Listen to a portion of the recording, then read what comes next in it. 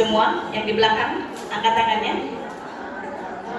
Oke, berarti saya bisa pastikan semua dalam keadaan sadar. Alhamdulillah. Iya, baik, nanti diulang ya. Kembali ke sekolah, ada oleh-oleh dari workshop. Tadi sudah ada berapa SPK? 2, 3 dong. Ya, 3, baik. Jadi itu nanti diulang kembali dan akan diimplementasikan di sekolahnya masing-masing. Ini kayaknya agak jauh. Lagi berantem.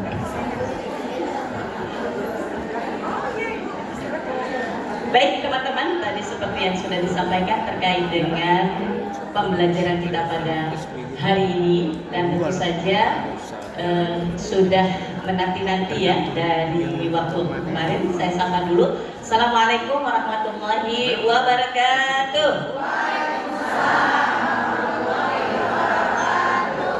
Iya. Baik, Guru RA, apa jawabnya ya?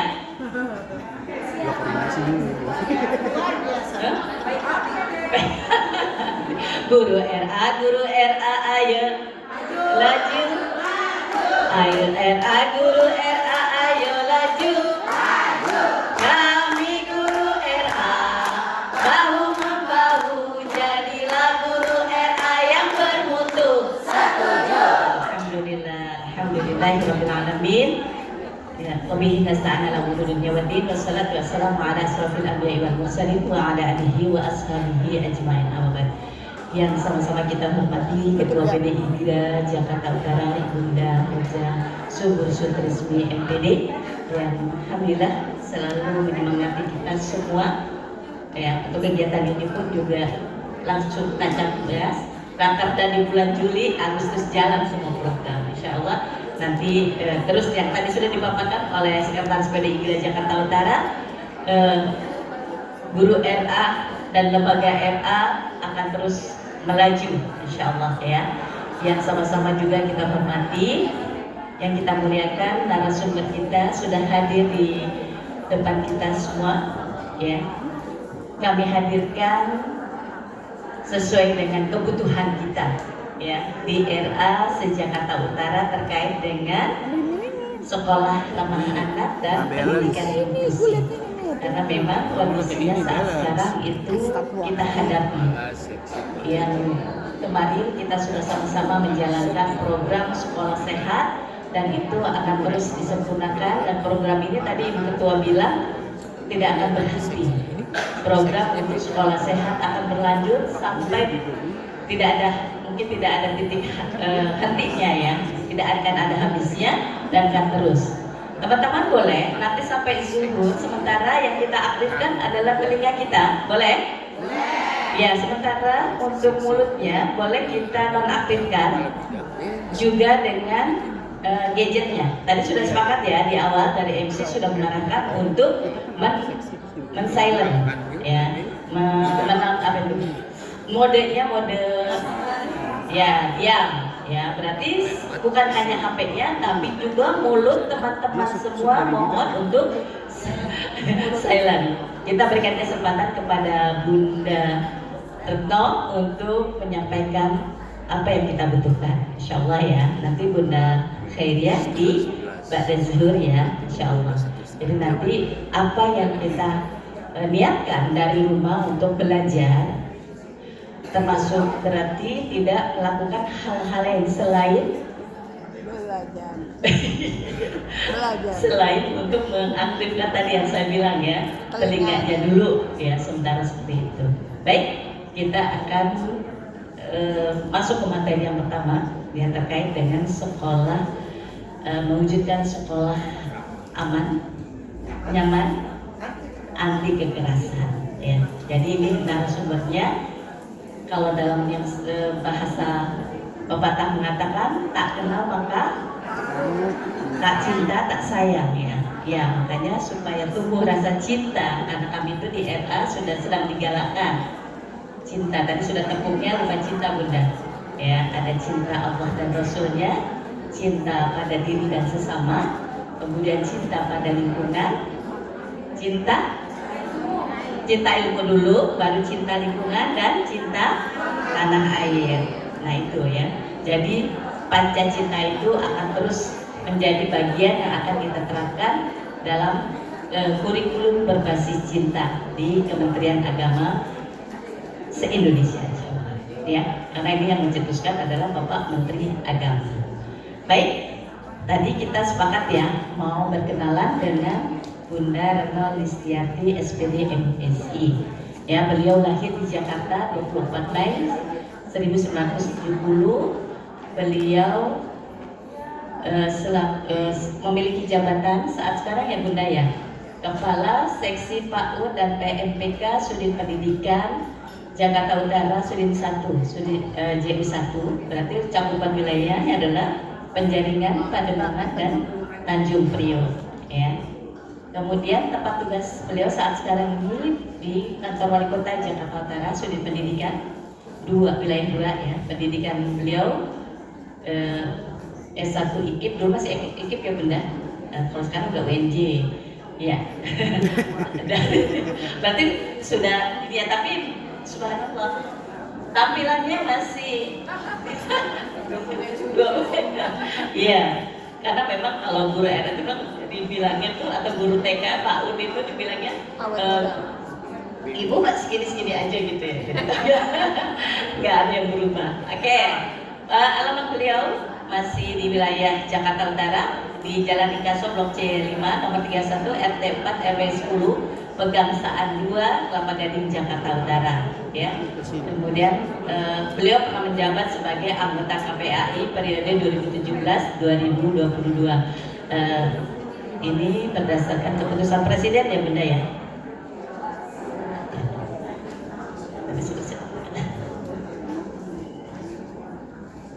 Teman-teman boleh mencatat nanti kalau memang diperlukan untuk kontak personnya. Sudah tampak belum di situ? Ada kontak personnya, nanti mungkin Bunda bisa langsung sampaikan saja ya.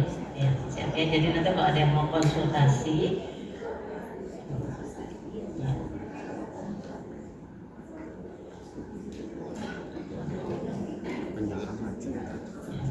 ya, baik. Sampai masih jabatan beliau ini cukup panjang memang, nggak usah dibaca semua yang baik, kayak sebagai pengalaman saja yang nanti menjadi experience yang bisa dibagikan kepada teman-teman semua ya, terkait dengan riwayat jabatan beliau. Dan yang pasti saat sekarang beliau adalah staf Sudin Pendidikan Wilayah Jakarta 2 dari 2023. Baik, lanjut Pak Guntur. Untuk pelatihan yang pernah beliau ikuti, pendidikan dan pelatihan kepala sekolah 2014, kemudian pelatihan kurikulum 13, ya, pelatihan mediator yang diselenggarakan oleh Kementerian PPA, ya, dengan Pusat Mediasi Nasional PMN tahun 2018, pelatihan esensi manajemen migrasi yang diselenggarakan oleh IOM Indonesia 2022, kemudian juga pelatihan penerapan Persekjen Kemendikbud nomor 40, ya. Oke. Baik, dan yang termasuk beliau juga mengikuti pelatihan konvensi anak yang terkait hak anak ya. Jadi kalau tadi Pak Adianto sempat menyebutkan, nanti mungkin ditindaklanjuti oleh Ibu Ketua PD ya, yang terkait dengan BIMTEK tentang hak anak. Nah itu berarti semua kita bisa memahami apa yang dimaksud oleh APP. Baik, waktu kita sampai nanti pukul 12 ya. Nah, karena kita sudah tidak sabar teman-teman, udah gak sabar banget ya mau mendengarkan apa yang akan disampaikan. Tapi tadi kita janji ya. Ya, baik. Yang 20.000 katanya nanti di rumah boleh. Ya, saat sekarang kita fokusnya adalah mendengarkan Bunda Retno untuk menyampaikan materinya. Kepada Bunda dengan aplaus yang sangat meriah kita berikan kepada Bunda. Silakan Bunda untuk berkeliling. Ya, baik. Silakan.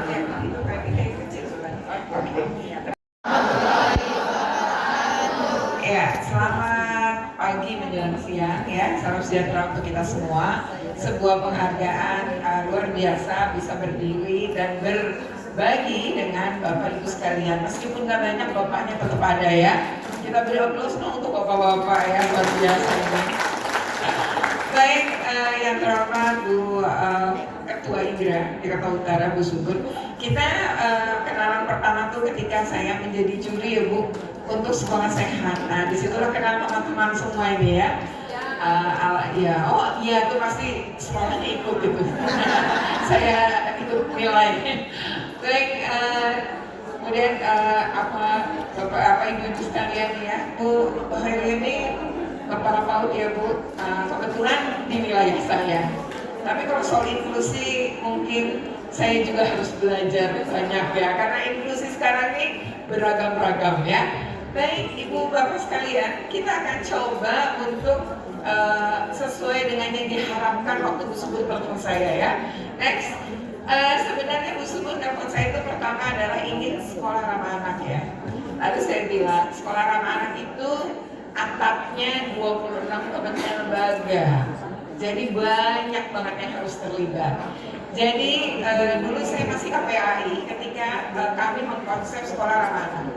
Sekolah ramah anak itu sebenarnya adalah sekolah yang digagas oleh Kementerian Pemberdayaan Perempuan dan Perlindungan Anak atau KPPA ya.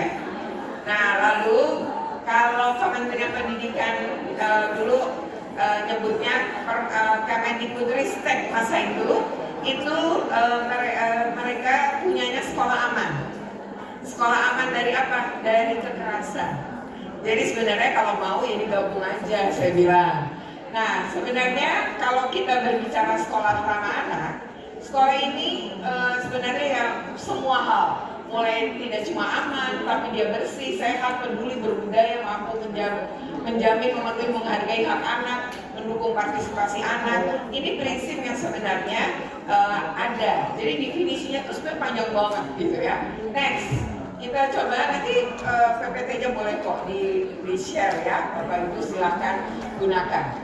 Nah sebenarnya kalau mau dipahami yang disebut dengan sekolah ramah anak, dia bukan membuat bangunan sekolah baru, tapi sebenarnya sekolahnya tetap sama, paradigmanya yang mau kita ubah. Nah paradigmanya ya karena ini konsepnya Kementerian PPA, maka mereka menggunakan prinsip hak pemenuhan hak anak. Nah maka di sini paradigma baru dalam mendidik dan mengajar peserta didik adalah menciptakan generasi baru yang tangguh tanpa kekerasan. Kan tetap nyebut itu sebenarnya KPPA juga ya. Lalu menumbuhkan kepekaan orang dewasa di satuan pendidikan untuk memenuhi hak dan melindungi peserta didik. Pertanyaannya, sekolah tuh nggak aman ya? Ya sekolah nggak aman adalah sebuah fakta. Mungkin kalau RA, TK, PAUD mungkin masih aman ya. Tapi begitu anak masuk SD, SMP, SMA itu enggak. Mungkin kita baru dengar, kita sudah dengar nih. Madrasah Aliyah Negeri Kota Padang ya, 3 yang membuat bom molotov. Kemudian hendak meledakan sekolah. Terinspirasi dari siapa? Anak SMA Negeri 72 kan? Sementara anak SMA Negeri 72 terpengaruh siapa? Terinspirasi siapa? Peledakan bom yang dilakukan di salah satu negara di Eropa. Dia mengambil tanggal yang sama. Peristiwa itu terjadi pada 7 November tahun 2004 dan dia mengambil tanggal persis 7 November saat ledakan. Kebetulan diledakannya 7 November hari Jumat. Kebetulan dia sadar di hari Jumat berarti akan terkumpul massa di masjid. Maka dia letakkan bom-bom itu di kaca-kaca masjid. Jadi ketika meledak, maka yang luka akan banyak karena kacanya pasti pecah, terlempar karena bomnya dibuat berbarengan. Dia membuat 10 bom dan meletakkan di sekolah, tapi yang meledak 7, 3 tidak. Dan menurut semua pasang mata menyatakan bahwa orang yang menjadi saksi, bahkan sekolah di sebelahnya kayak PGRI 12, itu menyatakan ledakan itu memekakan telinga karena meledak bersamaan melalui remote control yang dia pakai. Pertanyaannya adalah kenapa seorang anak bisa melakukan? Pertama, dia mengaku bahwa dia menjadi korban perundungan. Perundungan ya kita nganggap bercandaan.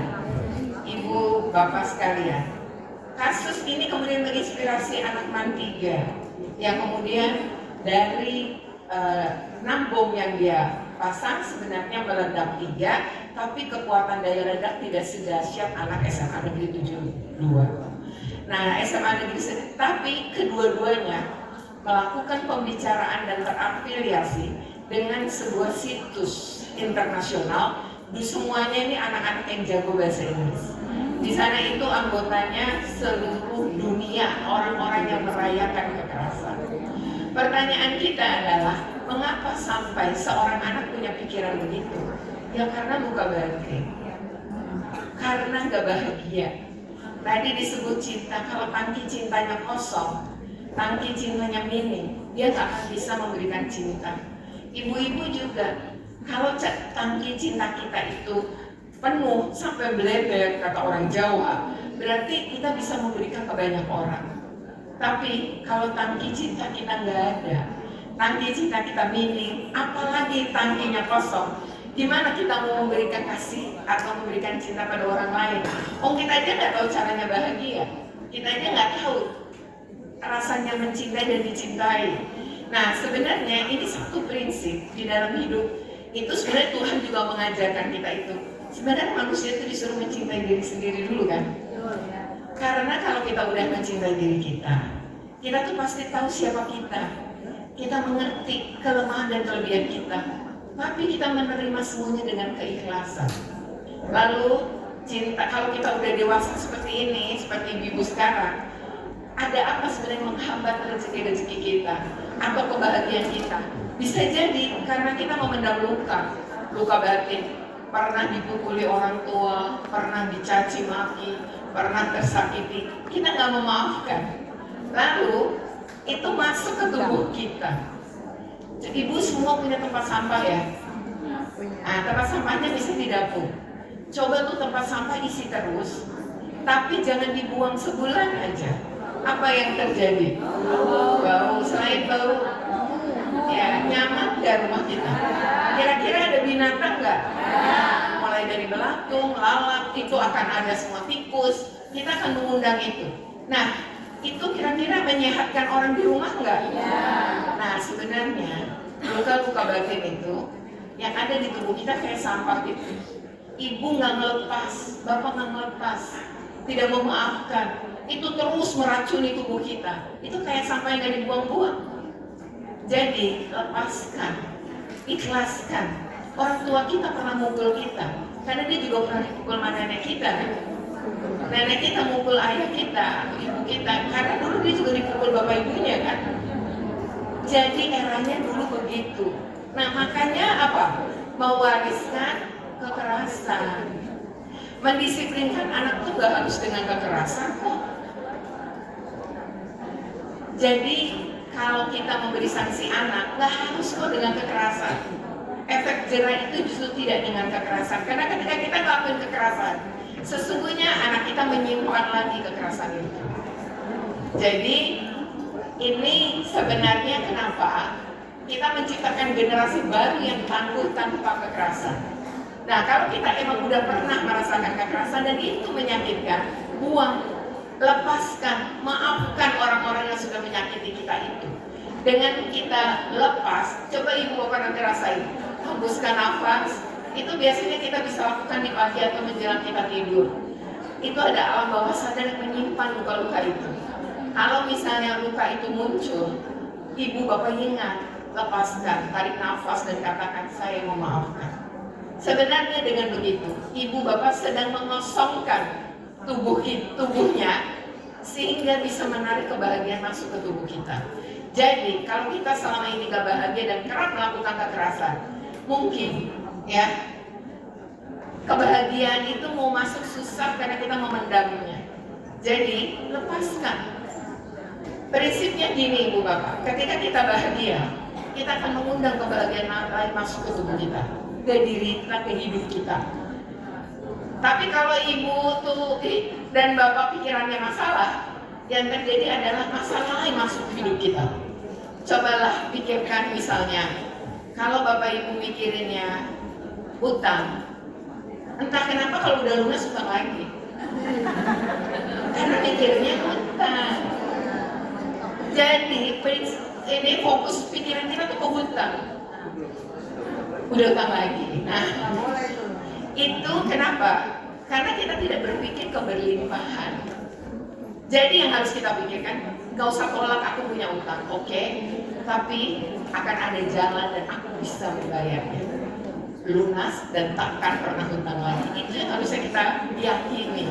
Nah, Bapak Ibu, bagaimana kekerasan? Tadi pintunya kan kekerasan ya. Bagaimana kekerasan itu merusak tubuh kita. Jadi, jangan pernah kita melakukan nih nanti mungkin ke murid kita enggak nih yang anak-anak TK. Tapi karena ibu kesel sama ibunya murid-murid, kesel sama anak-anak sampai bikin kita capek, sampai rumah nuanginnya ke orang rumah. Jadi kita menyakiti orang yang ada dalam rumah kita. Nah jadi hempaskan semua. Jadi begitu pulang, lepaskan. Yang tadi menjadi beban, yang tadi ngeselin, yang tadi beli, ucapin aja. Kalau perlu ditulis. Sebel sama ini, sama ini, sama ini. Terus bilang, aku mau maafkan semuanya. Bunda, udah. Suaranya kurang kedengeran, harus deketin dulu. Oh, suaranya kurang kedengeran. Di belakang nggak dengar. Sorry ya. Tuh baru denger. Nah, jadi saya pikir suara saya kencang, ternyata enggak ya, karena ini 300 orang ya. Oke, baik, maaf ya. Oke. Berikutnya adalah menumbuhkan kepekaan orang dewasa di satuan pendidikan untuk memenuhi hak dan melindungi peserta didik. Peka. Bu, saya itu pernah nanganin kasus dan karena kepekaan seorang guru. Ini kasusnya anak SMP, umurnya 14 tahun. Di sekolah itu ada sholat duha berjamaah. Ibu guru ini, kenapa ya anak ini nggak sholat karena mens? Lalu berikutnya, minggu berikutnya, kok dia masih mens juga? Lalu minggu berikutnya lagi, kenapa ya kok dia masih mens juga? Ini nggak sehat. Kebetulan puskesmas itu di sebelah rumah sakit. Di sebelah sekolahan ini. Lalu dia bilang, nah, ibu kita periksa yuk. Dibujuk oleh si ibu guru. Anak itu yang tadinya nggak mau, akhirnya mau. Mungkin dia merasa nggak nyaman karena menstruasinya itu bahkan tidak tembus ke roknya dia. Jadi oleh ibu gurunya, terus dia tuh agak lemas gitu ya. Jadi kata ibu guru, ayo nak, ini jangan-jangan darah kamu udah kebanyakan, jadi kamu lemas. Maka atas dasar kepekaan itu, ibunya nggak tahu apa yang terjadi. Maka masuklah ke puskesmas. Dokter segera menangani. Singkat cerita ya, dokternya itu nelpon Sudin BPAPP dulu. Habis itu Sudin BPAPP berkoordinasi dengan Sudin Pendidikan.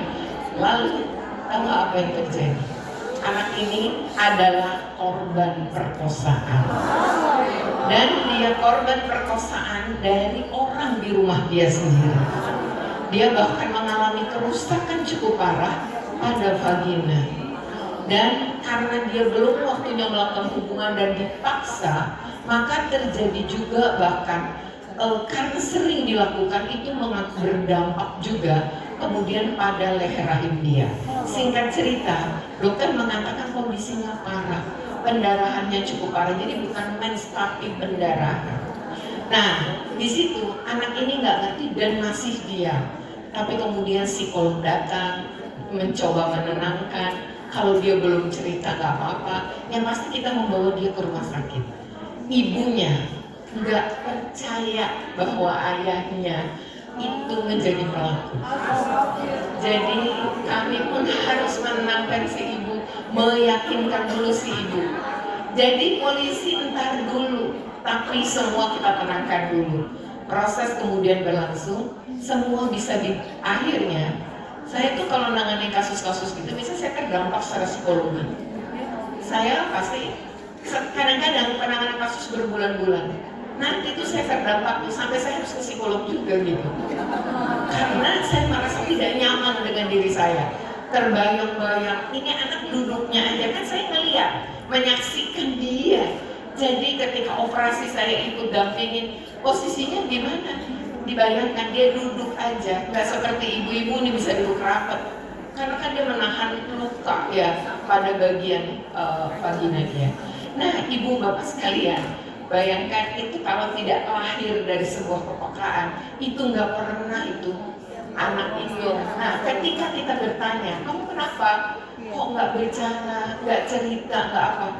Dia bilang satu, ayahnya mengancam. Kalau itu dia melapor, maka ibunya akan dibunuh.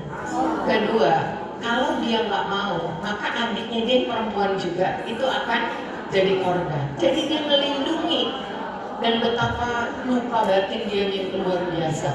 Nah ini ya, masih sekecil itu dengan kondisi yang luar biasa bisa terjadi kan? Memang nggak di sekolah ibu bapak, tapi bisa jadi berdampak juga dong dalam pembelajaran, berdampak juga. Nah kalau kita sekolah sama anak tuh kita peka melihat yang kayak gitu. Next.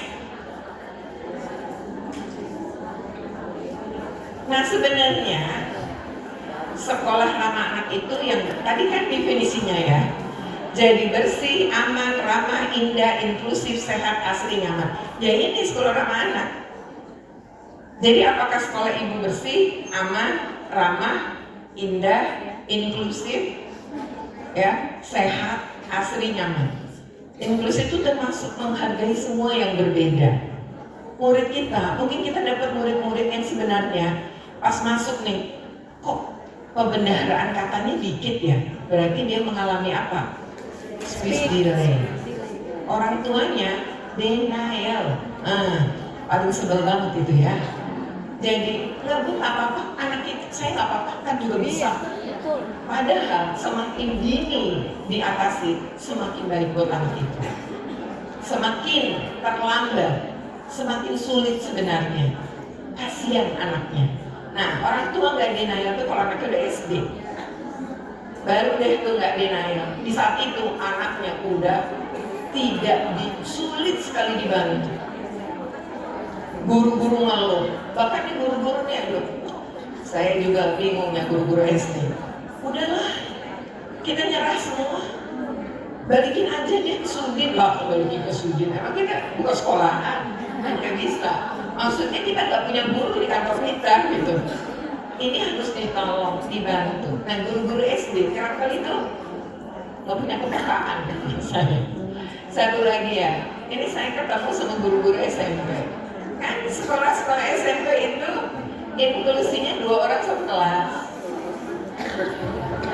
Kenapa sekolah inklusi itu ada? Karena SLB terbatas dan gak semua anak harus masuk SLB. Tapi yang terjadi apa? Guru-guru nih suka aneh. Ini saya juga nanganin ya, tapi ini dari wilayah lain, cuma saya ikut bantu. Anak ini berkebutuhan khusus nih. Lalu dia itu dia sebenarnya punya keunggulan yang lain kan Allah tuh adil. Jadi dia itu jago olahraga. Problemnya adalah ini anak secara IQ emang rendah. Hasil ini yang menunjukkan bahkan dia itu di bawah angka 70. Nah, lalu gurunya ini aneh. Anak ini nggak naik kelas karena ada 4 mata pelajaran yang merah. 4 mata pelajaran yang istilahnya kurang itu berdampak pada anak ini nggak naik kelas. Pertanyaan saya adalah, Ibu, Bapak sekalian, kenapa menilai dengan angka ini? Ya karena dari CP ya, capaian ininya dari 8, dia itu hanya mampu mencapai 4. Sementara anak 8, anak lain 8 kan normal. Anak ini 4 itu sama dengan yang normal. Bahkan dia 3 pun angkanya mungkin tetap setara dengan anak yang mungkin dapat nilai di situ 85. Jadi cara berpikirnya adalah udah paham nih IQ-nya memang kurang. Kok nyamain itu kan kayak anak baru merangkak misalnya anak lari. Nggak bisa disamakan. Jadi ini juga kita sama dengan anak kita. Bu, jangan-jangan ibu tuh dapat anak umurnya 6, tapi cara berpikirnya 3. Baru jadi anak umur 3 tahun. Nah, ibu harus ngajarin dia pembelajaran 3 tahun. bukan mau belajar 6 tahun meski umurnya 6. Jadi anak yang terlambat bicara itu biasanya nggak bisa niup, bisanya ngisep ya, tapi suruh niup tuh nggak bisa. Ibu kan bisa bikin pembelajaran sekaligus kami untuk niup, misalnya gunting kertas kecil-kecil, lalu ibu bilang nih ya, tugasnya kamu ayo kita mainan tiup-tiup. Jadi kertasnya nanti kalau terbangnya di baru batas lebih jauh, nah berarti dia terjadi proses misalnya menambah. Selain orang tuanya mungkin terapi, kalau orang yang nggak terapi, ibulah yang membantu anak-anak ini mestinya, ya. Oke, kita next. Nah, kenapa ada sekolah ramah anak? Karena ada Kepres, ya. Terus sepertiga waktunya ada aturan. Lalu sepertiga waktu anak itu berada di sekolah.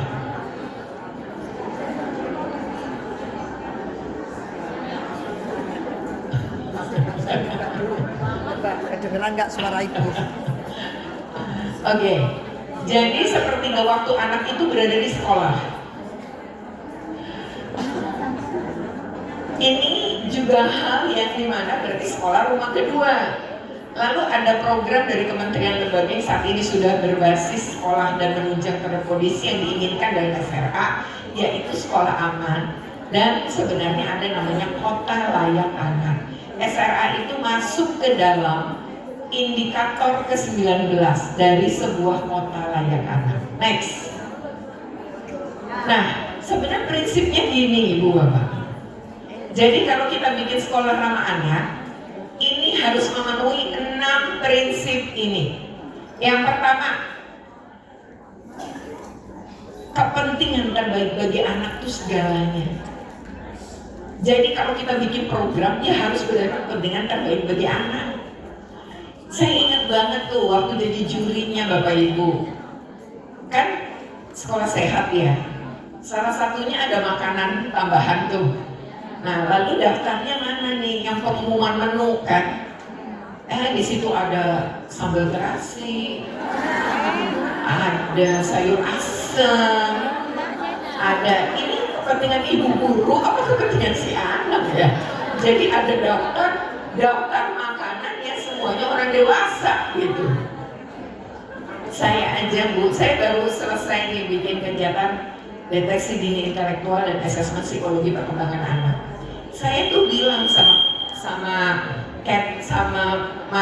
Catherine yang biasa sama Sudin. Dia ngajuin daftar ke saya. Kok ada cumi, kok ada ikan? Ini umumnya anak berkebutuhan khusus suka alergi. Terus telur balado. Telur balado ya? Anak laut yang mau dideteksi dini. Yang mau di asesmen anak kelas 1, 2, 3 SD. Maka dan ternyata oh gitu. Karena saya tadi berpatokan ini kayak direkam. Boleh. Oke. Nah, jadi kalau kita misalnya kepentingan terbaik bagi anak, maka membuatlah semua program itu untuk kepentingan terbaik bagi anak. Lalu yang kedua, non diskriminasi. Non diskriminasi itu adalah kita nggak ngebedain mau nih anak berkebutuhan khusus, mau nih anak enggak, mau nih anak orang kaya, mau nih anak bukan orang kaya, ini anak pinter, nggak boleh kita diskriminasi. Berikutnya, bangun partisipasi anak. Biasanya guru-guru nih, guru-guru TK lebih kreatif untuk membangun partisipasi anak. Karena anak tuh gini, yang justru enggak itu adalah orang tua biasanya. Orang tua itu ketika dapat laporan anaknya, anak PAUD, itu kerap kali dia itu pakai versi cara berpikir orang dewasa. Padahal anak PAUD, jadi saya tuh nangani kasus seorang anak ini tuh peduli sama temennya itu buka kaos kaki. Namanya anak-anak ya Bu, buka kaos kaki susah. Terus dia udah selesai, lihat temennya susah dia bantu, tarik sampai jatuh. Kan sebenarnya maksudnya dia bantu, tapi bantunya kayak tenaganya kelebihan, terlalu semangat, tidak mempertimbangkan itu landai, jadi jatuhlah nih anak. Otomatis anak yang jatuh Cerita nggak sama ibunya? Cerita. Tadi aku jatuh, aku nangis. Siapa kok bisa jatuh? Kaos kakiku ditarik temanku. Siapa temannya? Pasti dia nyebut nama kan? Besoknya ibunya lapor KPAI. Nah itu bisa kayak gitu tuh. Nah padahal anak nggak apa-apa cerita, bagus cerita. Anak tuh cerita ada batasnya loh. Kalau kita punya anak, itu ada masa dimana dia itu mau didengar. Masa itu lewat, nggak pernah kembali lagi. Dan anak kita tuh bisa nggak pernah mau cerita sama kita. Jadi kalau anak ibu nih, sekarang udah SMP SMA, kenapa ya anakmu kok nggak pernah cerita ya? Ditanya jawabannya pendek-pendek.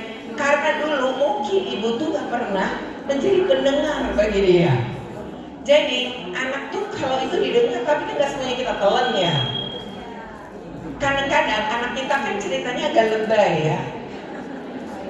Nah saya tuh pernah cuci piring. Ada teman lagi ke rumah saya, kita habis makan terus cuci piring. Tiba-tiba anak saya masih umur 5 tahun lah, dia lari masuk sambil gini, mama, aku mau cerita. Saya langsung ninggalin cuci piring. Lalu saya duduk sama dia, lalu saya tatap mata dia, saya pegang tangan dia, lalu cerita apa? Ada ceritanya nggak penting banget kan? Tapi saya dengar, wah, gitu kan? Cucu saya juga sekarang, oma, kalau cerita luar biasa gitu. Jadi saya dengarkan. Nah, di situ ketika dia bercerita yang rada lebay itu, loh kenapa temenmu narik kamu? Jangan-jangan ada apa, coba diceritain. Kan bukan berarti kita ngomong juga, kamu nih berlebihan, kan enggak juga. Nanti dia nggak pernah mau cerita lagi gitu kan. Nah, jadi kalau dia merasa terus kamu tersakiti ya, iya, saya peluk gitu. Ya ampun, anak mama tersakiti. Semoga tuh ya yang nyakitin memiliki kesadaran dan minta maaf. Dia udah minta maaf sih mah, tapi aku masih sakit hati gitu. Jadi aku dengerin aja gitu. Terus teman saya bilang gini, anak saya kemudian jalan terus dia bilang gini, lu ninggalin cuci piring yang tinggal 1 piring demi anak lu, kenapa nggak diselesain dulu? Bentar ya, mama lagi cuci piring. Terus saya bilang enggak, karena kalau dia suruh nunggu dia udah nggak minat lagi cerita. Terus yang kedua, saya kehilangan kesempatan bersamanya. Jadi saya nggak mau gitu. Anak saya SMA itu bu tetap mau dipeluk, asal jangan di depan temannya. Tapi kalau saya WA, saya tuh kayak bucin, cinta bertepuk sebelah tangan. Dia nggak pulang-pulang, misalnya dia terlambat pulang, padahal dia nonton sama teman-temannya, terus saya WA, kan khawatir. Kok udah jam 9 nggak pulang gitu ya, walau dia sudah berangkat jam 5 kan, ya namanya emak gitu kan. Jadi saya tanya posisinya, terus nanti dia jawabannya iya sebentar, atau dia bilang jam 10.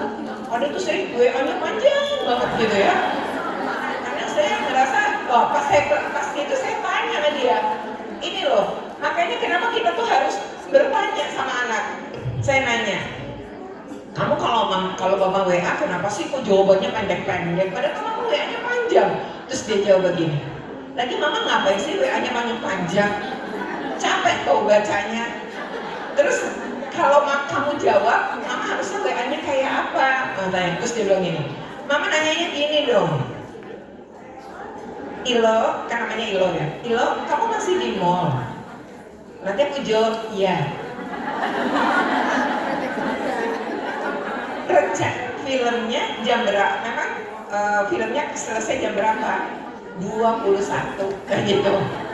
Terus kan saya nanya, habis di situ makan nggak? Mau makan nggak? Iya. Di mall? Iya. Kan udah dijawab semua tuh sama aku. Mama nanya ini gini sih, kamu masih nonton? Memang filmnya selesai jam berapa? Udah makan apa belum? Kan aku bingung jawabnya. Baru saya sadar di situ, oh ada Genzi. Jadi jangan hanya dengan cara kita. Orang kita jadi agama diajarin, didiklah anakmu sesuai dengan zamannya. Berikutnya pengelolaan akuntabilitas. akuntabilitas sekolah. Sekolah tuh terbuka. Orang tua mau tahu anggaran boleh, ya. Jangan gini, bawel amat tuh orang tua nanya-nanya anggaran. Gak apa-apa, orang sekolah sama anak itu harus pengelolaan anggarannya terbuka.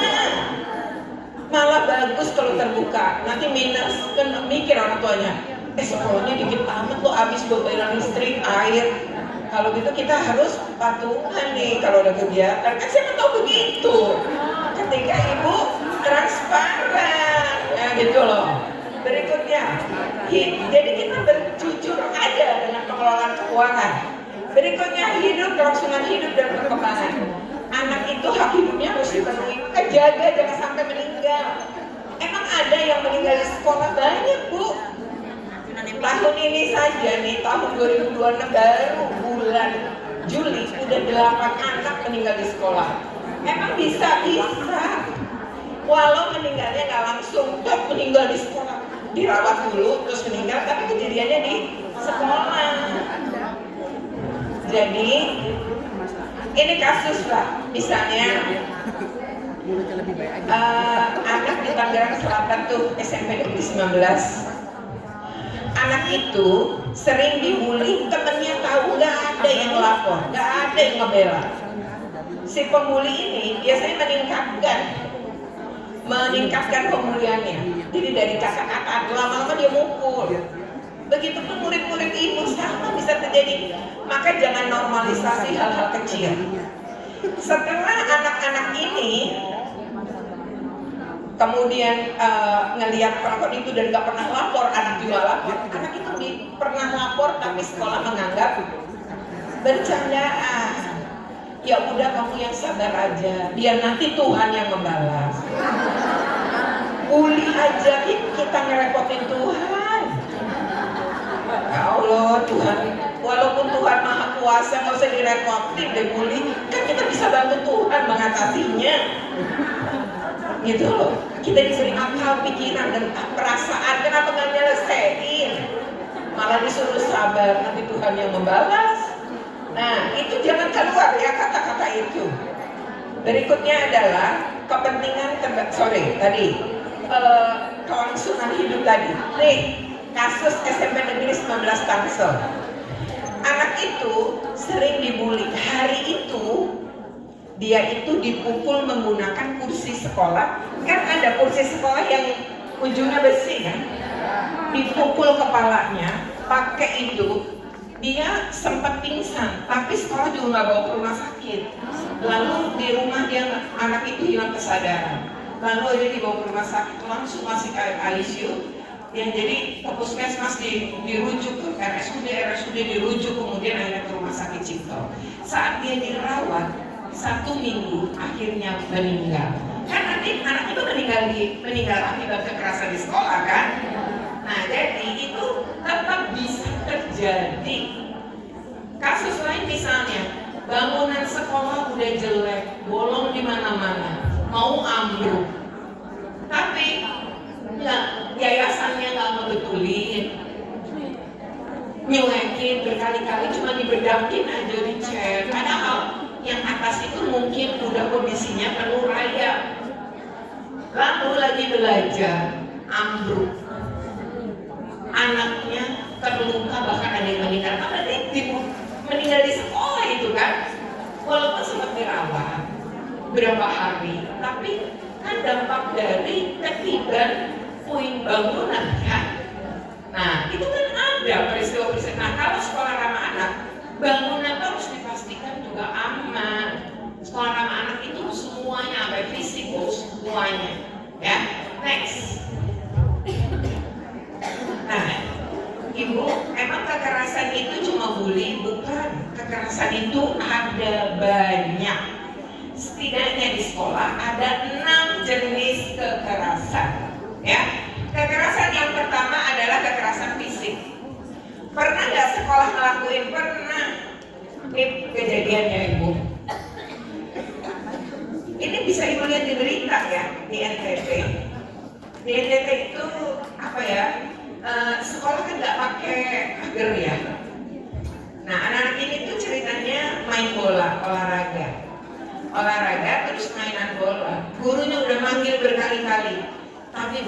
dibalikin. Kan anak tuh senang olahraga ya. Bapaknya ngambil batu di dekat dia berdiri, ngelempar kena kepala anak itu meninggal kemudian, sempat dirawat di 5 hari di rumah sakit. Jadi bisa terjadi kekerasan fisik, atau misalnya peristiwanya baru loh dan viral, nggak bisa hafal perkalian dipukul pakai mistar. Itu kejadian loh, dan beritanya cukup viral ya. Nah, ini kekerasan psikis. Kita tuh nggak ngomong, nggak mukul, tapi kita tuh ngomong yang menyakiti anak. Misal body shaming. Ibu misalnya, itu anak gendut banget ya, gitu. Atau kita panggil telinganya, itu ikut banget, gitu kan? Iya, jadi panggil dia bukan nama, tapi bro, seolah lucu. Anak itu kita sakiti. Nah, lalu psikis itu bisa terjadi gini. Waktu saya jadi komisioner KPAI, itu saya pernah menangani anak yang dikeluarkan dari PAUD karena selalu ngeludahin bekal bernama ayam teman-temannya. Jadi kalau kita kan, ibu kan ya makanan, buka bekal. Kalau sekarang EBG ya, taruhlah dulu kan enggak ya. Tapi kalau EBG ayam yang diludahin juga anak itu. Jadi anak itu tuh gini, begitu buka bekal, ngelihat ayam dia nyamperin, dia ambil, ludahin, dia digigit, diludahin terus taruh lagi. Ya anaknya nggak mau kan. Lalu ibu-ibu itu akhirnya udahlah kita bawain dia ayam. Jadi dia ngeludahin ayam itu nanti tidak ayam anak-anak kita. Jadi sepakat nih dikasih ayam ya, kamu ludahin yang ini nggak bisa, dia semuanya harus dia ludahin. Lalu ibu-ibu ini akhirnya bersepakat bikin pernyataan bersama, mendorong sekolah keluarin, anaknya dikeluarin. Lalu orang tua anak ini ke KPAI dan melapor. Ternyata saya kan pas dengar cerita ya, ini pasti ada masalah psikis. Kita itu harus cari sumber masalah kan. Jadi saya bilang sama ibunya, ibu izin, boleh nggak ibu mengizinkan anaknya kami assessment secara psikologi ini, kenapa dia selalu ngeludahin ayam. Singkat cerita, ternyata ini ibu bapaknya kan kerja ya, anaknya itu sama pengasuh itu bertahan sama dia, tapi rupanya ibunya tuh selalu bikin target makanan harus habis. Jadi pengasuh itu istilahnya apa, bahasa Jawanya nyakokin kan. Jadi udah gitu lauknya paling sering ayam tuh di rumah. Jadi anak ini punya kebencian terhadap ayam hidup maupun mati dia nggak suka. Trauma karena sering dipaksa. Makanya suka maksa-maksa. Nah, jadi problem dari anak ini adalah dia ke sekolah manapun udahin ayam. Ke sekolah manapun dia akan jadi problem, ya kan? Jadi tujuannya apa? Dia bantuin. Akhirnya disembuhkan. Jadi gimana caranya? Kita mulai menganggap ayam adalah teman. Psikologi ngasih tahu ibunya untuk mulai. Jadi jangan semua ayam hilang di muka bumi ya. Atau gurunya ngomongin anak-anak jangan ada yang bawa lauk ayam, gak mungkin. Jadi jangan gara-gara satu semua bermasalah. Nah kalau sekolah ramah anak, dia akan mencari sumber masalahnya. Selesaiin dulu. Ibu ini akhirnya sepakat untuk saya kasih pengertian. Ibu pindah ke sekolah manapun, anak ibu jadi problem terus. Ayam dimanapun hidup atau mati dia ludahin. Oh iya, coba mulai kata si psikolog. Dia suka ke McD nggak bu? Misalnya kami cuma sakit, contohin. Nah ke McD-nya jangan makan ayam, karena nanti dia itu pada makan ayam. Jadi setelah dipulihkan, mulai nih sabar dan dia suka. Maka dimulailah, gimana Bu dengan ini? Ada dia mau. Bu walaupun pakai nugget, rasa ayam dia tahu. Diludahin juga. Gak mau dia. Ada kan kayak gitu kan ternyata. Jadi ibu nanti suatu saat kalau kita ketemu lagi, ibu ceritanya serba ada yang aneh dari ibu ya. Next berikutnya, ini ada yang belum masih tadi perundungan tuh bully yang dia beda sama kekerasan fisik. Kita apa aja bisa bully, salah. Ya, perundungan itu bahasa Indonesia, bahasa ininya mungkin bully yang ibu kenal. Bully itu harus ada syaratnya perundungan. Pertama, berulang. Jadi kalau nggak berulang, enggak. Jadi ibu kalau ketemu saya, tiap ketemu saya manggil saya gembrot, nah kan berulang. Jadi ibu bully saya gitu. Contoh ibunya, coba. Contoh. Nah, misalnya nih ada orang kurus, panggil triplek aku sedikit. Triplek gitu ya. Nah, itu berulang dulu. Kedua, dia punya relasi kuasa lebih tinggi. Misalnya guru ke murid, orang tua ke anak, kakak senior ke junior, itu ada relasi kuasa. Kalau sekarang dia mungkin punya kelebihan ekonominya lebih, itu ada relasi kuasa yang lebih tinggi. Jadi nggak mesti kebalik. Bawahan tuh pasti ke atasan ke bawahan, bukan bawahan punya atasan, nggak mungkin. Gitu. Nah, ada kok guru-guru dapat kekerasan, pasti ditelusuri, bukan bully. Itu terjadi pertama, karena bully itu harus berulang. Oke ya, berulang, ada relasi kuasa dan menyakiti. Jadi yang nentuin bully apa enggak korban, bukan pelaku. Pelaku bilang, dia lebay Bu, baper, kita kan bercanda. Nggak ada. Bercanda itu ketawa bareng, ketawa bahagia. Kalau satu tersakiti itu namanya bully. Yang satu bahagia, yang satu tersakiti. Nah berikutnya, kekerasan seksual memang ada ya. Di TK ada. Ya, banyak kasusnya.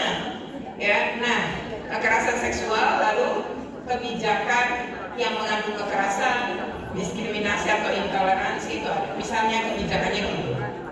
Kalau anak melakukan kekerasan ini, saya pernah nangani kasus waktu di SMK di Garut. Masa gini, murid kelasnya anak kelas 12, murid kelas 12 kelas 98. Anak ini ketangkap merokok di lingkungan sekolah. Dalam kebijakan atau aturan disebutkan, kalau ketangkap basah merokok di sekolah, maka hukumannya dipukul teman satu angkatan. Jadi kalau 98 ini ditabok berapa 100, hampir 200 kali. Karena guru yang menemukan wajib nabok juga. Jadi dia ditampar. Nah anak-anak, jadi gini, kita nyuruh orang melakukan kekerasan juga kekerasan. Kita mendiamkan orang melakukan kekerasan itu juga kekerasan. Makanya saya, anak saya itu suka khawatir sama saya karena kalau di mall ngelihat anak dipukul sama ibunya atau bapaknya, saya turun tangan gitu. Saya video, habis itu saya keluarkan undang-undang perlindungan anak dari handphone saya, pasal 76C. Lalu saya bilang, kalau saya mendiamkan kekerasan, saya bagian dari kekerasan, saya di penjara juga Pak. Jadi dia bilang, ibu kenapa ikut campur? Oh ikut campur, karena ada aturan ini. Bapak, kalau itu saya screenshot, saya kirim ke Bapak. Jadi ibu juga ibunya. Ibu di tempat ramai aja ibu mukulin anak kayak gitu, apalagi di rumah. Kalau anak ini mati, saya ikut bertanggung jawab Bu. Karena saya pernah membiarkan. Saat saya melihat, saya nggak mau nanti di akhirat saya dimarahin Tuhan. Jadi saya bilang gitu. Nah itu pasti terjadi keributan dan biasanya akan ada satpam dong, ya kan? Satpam pasti kan akan melindungi saya. Nah, jadi selain Tuhan maksud saya ya. Kan satu Pak. Saya bilang Pak, Bapak kan pemilik, Bapak kan bagian dari mall ini. Harusnya di mall ini tidak ada kekerasan. Bapak ini punya playground, berarti sadar anak-anak akan datang. Kalau ada anak-anak datang dan terjadi kekerasan begini, nggak boleh diam Pak. Lalu satpamnya merasa terintimidasi kan oleh saya. Iya Bu, bener ibu ini. Jadi dia terus satpam biasa lebih dari satu kan. Satpam yang lain akan terhipnotis juga kata-kata saya kan. Saya pakai aturan, mereka juga nggak berani melanggar aturan. Mana manajer mallnya sudah ada masalah saya sini. Biar saya kasih tahu. Nah, ibu bapak yang tadinya ribut sama saya mulai mikir, ini orang kayaknya nggak sembarangan. Berani banget dia ya, berani. Pede aja. Ibu sama orang tua juga jangan bilang, Bu, maaf ya Bu, anaknya jangan dipukul. Enggak. Saya, Bu, baca pasal 76 C. Undang-undang perlindungan anak. Saya ngomong kayak gitu, aturan. Gak pakai perasaan saya, pakai aturan. Kalau pakai perasaan, ada nggak enak. Saya nggak mau enak aja bagi saya. Nah, orang demi kepentingan terbaik bagi anak. Saya menolong ini adalah untuk anak ibu. Ibu tahu nggak dapat perasaan bagi anak? Oh malah saya ceramahin. Terus anak saya punya cucu. Satu hari kita ke mall. Cucu saya itu senang mobil. Ibunya itu ngajarin untuk tidak semua hal yang kamu inginkan bisa kamu dapetin. Jadi dari awal udah kayak gitu. Dia habis diberikan mobil remote control yang kemudian dari saya. Lalu ibunya bilang kemarin oma ngasih. Jadi kamu enggak gitu. Jadi ibunya ngomong gitu. Kan begitu saya sama ibunya. Terus nangis dong dia, gulung-gulung. Ibunya duduk loh di lantai. Ya udah, biar dia meluapkan emosi. Karena anak yang dilatih meluapkan emosi dari kecil, gedenya meluapkan emosinya. Coba aja, dia bisa mengontrol diri. Jadi dia lepaskan itu anaknya. Nah, nanti saya lama sampai kita jadi tontonan orang kan dia bilang nonton, gitu kan? Nanti tuh anak saya santai aja, saya yang nggak santai. Kalau saya dilihat, dia lagi ngedidik anaknya, saya bilang. Saya nggak mau, apalagi sampai merekam anak saya ya. Saya laporin undang-undang ITE ya. Itu saya belain anak saya nggak nolong. Saya biarin tuh cucu saya, karena anak saya lagi ngedidik. Saya kalau apa-apa nanya juga sama dia, Kak, boleh nggak mama beliin ini buat Tama, sama cucu saya Tama? Kalau ibunya bilang jangan, saya nggak beli. Terus kalau dia pergi di Indomaret misalnya sama saya, terus dia nunjuk, ini kayaknya menurut saya ibunya nggak ngasih deh. Saya telepon, boleh nggak dibeli ini? Kalau ibunya bilang enggak, dan itu di depan anaknya. Waktu di mall, anak saya itu, saya kaget tuh. Anaknya selain udah duduk marah-marah, akhirnya anaknya tuh guling-guling gitu. Sama ibu, anak saya itu guling-guling loh. Mama temenin dia, guling-guling juga dia. Akhirnya anaknya diem. Dan begitu sabar, emang harus sabar ya. Terus anak saya kesel sebenarnya, tapi dia berusaha. Dia ini memang anak yang masa mengeluarkan emosi. Nah, sama nih, Bu, ada anaknya yang nggak bisa diam ya, di kelas ya. Tanya sama dia, kamu mukul-mukul mejanya mau berapa kali? Nggak tahu, harus tahu berapa kali? 10. Tanya sama teman-teman, 10 boleh nggak teman-teman? Enggak, 5 aja, gitu kan? 5 aja katanya. Enggak, 8 kata dia. Terus kakak yang lain kita tanya lagi, 8 maunya gimana teman-teman? 6 bungkus ya, 6 ya. Terus dia bilang 7. Ya udah, 7 ya semuanya. Oke, kita bantu hitung. Pukul meja kan dia. Oke, 1, 2, 3, 4, 7. Udah tepuk tangan semua. Udah selesai. Bersihin dia. Ini caranya. Maunya. Jadi, kenapa kita tawar-tawaran?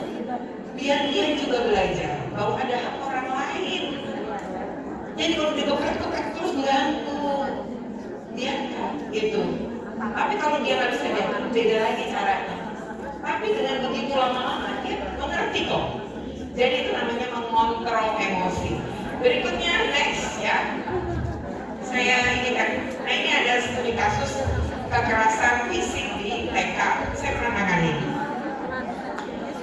Saat sedang pelajaran seorang guru yang mengajar bahasa Inggris menghadapi dua siswa yang berebut alat peraga. Kenapa alat peraga bahasa Inggris itu menarik? Dua rebutan, kan pasti anak TK nggak mau ngalah dong ya, anak PAUD.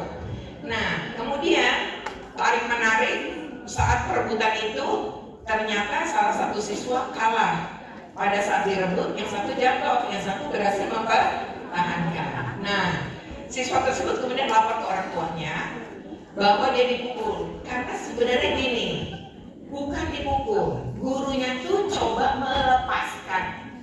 Jadi setelah yang satu jatuh, ini nggak dilepas sama dia. Lalu gurunya bilang, mainan ini lebih baik disingkirin aja nih. Jadi, ayo nak balikin, dibalikin. Nah, gurunya mencoba melepas, nggak bisa. Terus ditepuk gini loh. Lepas. Kan dia suka begitu ya. Anaknya cerita, dipukulin. Orang tua, langsung. Nah, nggak terima. Tapi cara sekolah merespon juga buruk.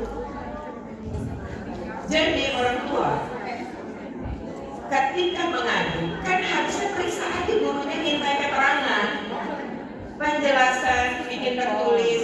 Kalau di situ memang ada kesalahan guru, maka beri peringatan lisan dulu.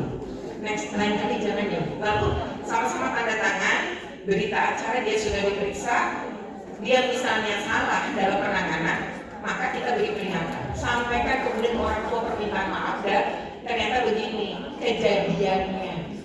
Nah ini juga, jadi nggak ada tuh pemukulan.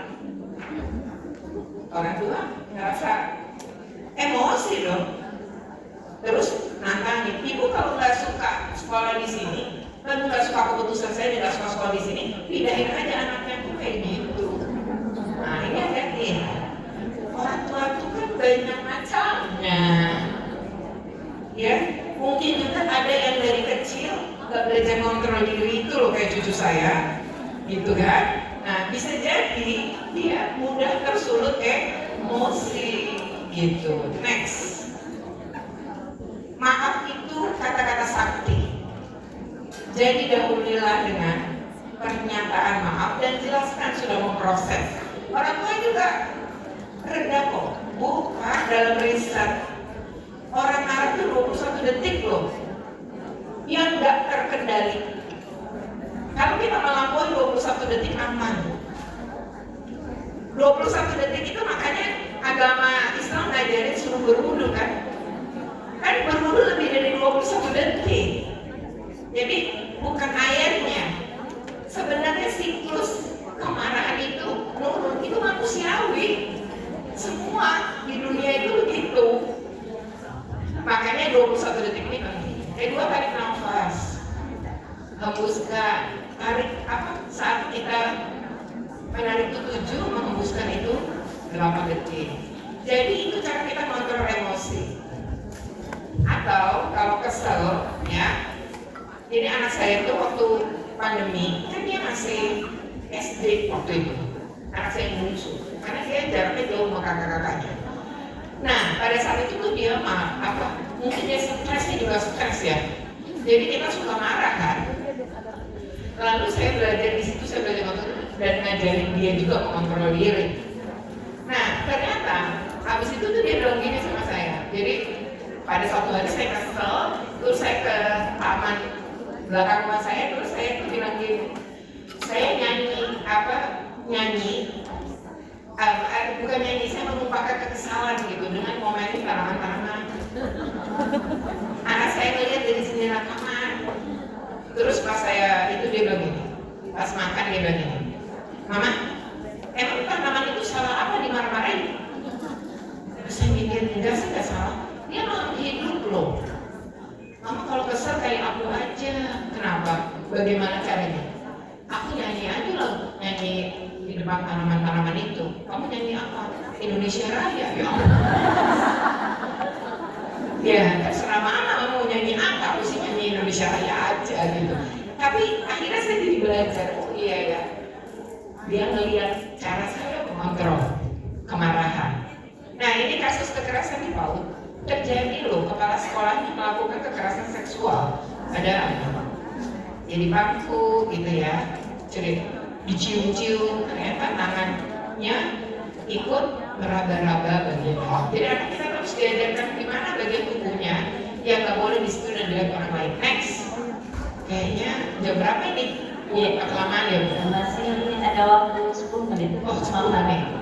Oke, jika ada laporan kekerasan, sebaiknya itu diterima laporannya, periksa yang terlibat, susun kesimpulan dan apa rekomendasinya, baru sampaikan ke orang tua. Oke, next lagi. Penanganannya sebaiknya tidak lebih dari 30 hari. Aturan sebelum itu 30 hari. Kenapa? Kalau kelamaan, keburu ibu dilaporin kemana-mana loh. Lagian juga jadi suasana tidak baik. Ya, next. Dan cepat-cepat juga nggak bisa. Nah, sekarang ada yang disebut budaya sekolah aman dan nyaman. Versi Kementerian Pendidikan Dasar dan Menengah ya. Nah, ini ada untuk apa? Pemenuhan kebutuhan spiritual, perlindungan fisik, kesejahteraan psikologi, keamanan, dan keadaban dalam keamanan digital. Karena anak-anak kita itu dari umur 1 tahun kadang sudah dikasih gadget, ya. Next. Makanya penting, pentingnya. Nah, ibu sebagai apa ini bisa cepat nanti ibu juga bisa baca. Sekolah itu harus menciptakan lingkungan yang memiliki ciri kehangatan, minat positif, ada keterlibatan orang dewasa. Jangan semua ditangani anak-anak, tapi ada keterlibatan orang dewasa dalam mengedukasi anak. Memiliki batas yang tegas dan perilaku yang tidak diterima. Yang nggak diterima apa? Yang boleh mana? Yang tidak boleh itu harus jelas. Ya, anak harus tahu juga itu dari dia masih berusia dini. Setidaknya tadi. Mana bagian tubuhnya yang nggak boleh disentuh dan dilihat orang lain. Nah itu anak laki apa, anak perempuan apa. Jika ada pelanggaran aturan, ada sanksi yang tidak kejam atau besutan fisik yang diterapkan secara konsisten. Dan perlu kelas parenting agar orang tua di rumah memiliki pola yang sama. Saya contohkan, ini SMP SMA mungkin yang suka melakukan ini. Dulu saat saya jadi guru, saya tuh pernah jadi guru, pernah jadi kepala sekolah gitu ya. Karena saya PNS ya. Nih, jadi kita tuh selalu gini ya, upacara. Nah ini yang disebut dengan disiplin positif itu gimana? Saya contohin ya ibu-ibu. Kan kita sering bilang, emang memberi sanksi edukatif kayak apa? Ini contohnya. Kita suka upacara, lalu ada yang berisik. Uniknya kita akan ngomongin gini, kelas 6 tetap di tempat, yang lain silakan masuk. Karena tadi berisik. Apakah yang berisik semua? Enggak, yang depan nggak mungkin enggak dari baris depan. Lalu kenapa kita menghukum anak-anak yang nggak bersalah? Anak-anak akan bilang, untuk apa kita disiplin kalau kita juga pasti dihukum? Anak yang menjadi penyebab, karena anak menjadi penyebab akan bilang ini, nggak ada efek jerak, nggak apa-apa, anak juga dihukumnya rame-rame. Enak malah kita nggak belajar jam pertama. Kan bisa kayak gitu dong. Nah, lalu caranya gimana? Guru-guru harus memastikan siapa yang dianggap tidak disiplin selama upacara. Kerahkan seluruh wali kelas, catat. Si ini di kelas ini, si ini di kelas ini, semua lengkap dan tidak keliru. Kalau perlu, foto pada saat menurut kita nggak tepat, atau ya udah cukuplah ibu dipercaya untuk menyatakan bahwa ini anak nggak disiplin. Setelah itu, upacara selesai ini, majulah misalnya wakil kepala sekolah. Yang nama-namanya bapak atau ibu sebutkan tetap berada di tempat. Lalu udah yang lain silahkan naik. Yang tetap berada di tempat ini, yang tadi kita tidak disiplin kan, udah jelas nama dan kelasnya. Habis itu suruh upacara ulang, itu namanya edukasi. Semua kumpul baris. Kamu kayaknya cocok nih jadi ibu kepala sekolah. Kamu nanti jadi itu ya, sambut. Kamu tinggi nih, kayaknya kamu bagus jadi komandan. Saya bilang kamu jadi komandan. Nah ini yang tiga tingginya sama, naikin bendera.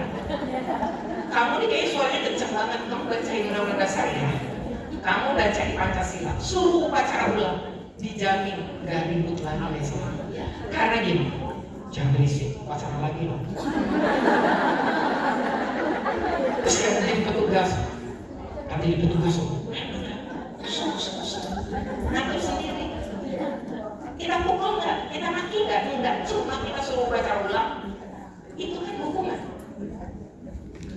Contoh lain, misalnya ya, Bu, ibu namanya siapa Bu? Nah, Iin, Bu Iin. Bu Iin, ibu siapa? Hikmah, Iin. Ibu siapa Bu? Bu Listia. Pak, Bapak yang tengah namanya siapa?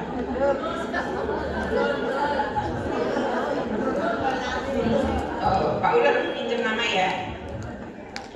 Ibu Iin, ya, Hikmah dan Ibu Listia. Oh iya, ibu namanya mirip saya ya. Nah, misalnya saya jadi guru ya. Ibu nih murid saya. Lalu saat saya masuk, mejanya Bu Hikmah penuh coretan dan ada tip X. Kalau kita marah, ngumbar marah kan gini. Meja kamu kotor banget. Udah sekolah gratis, dapat KJP, meja kamu nyakit. Apa nggak ngomong gitu? Disiplin positif adalah bertanya dulu, dialog. Bu, 10 menitnya lebih dikit. Dialog. Kenapa meja kamu kayak gini? Iya Bu. Habis saya di situ ditulisin Bu, Hikmah cinta ulun. Kan anak-anak suka jodoh-jodohin ya. Oke. Pak jangan marah Pak, bercanda doang. Nah, habis itu saya masih nanya, siapa yang nulis? Yang nulis?